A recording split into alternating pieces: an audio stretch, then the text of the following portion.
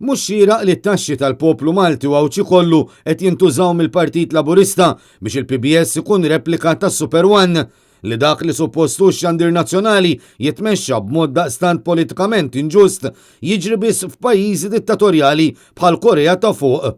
Dan kien il-messaġġ li waslet laqda Team Start PN quddiem il-bini tal-PBS fi Gwardamanġa fit-tmiem mixja silenzjuża u banner li juri l-logo tal-Midja Laburista f'messaġġ li jixet ir-relazzjoni bejn iż-żewġ stazzjonijiet.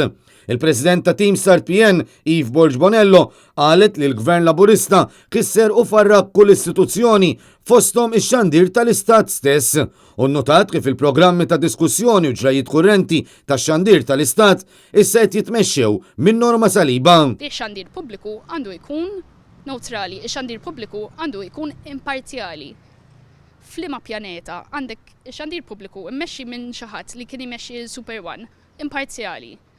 Issa da mhux biss ħażin għall-Oppożizzjoni għall-Partit Nazzjonalista, ma' demokrazija. Fakret kif dan kollu qed iseħħ ftit ġimgħat biss wara li l-Gvern Laburista nstabħati f'inkjesta pubblika dwar l-assassinju ta' Defni Karwana Galizja li kkastigat li x-xandir tal-Istat bħala mhux imparzjali.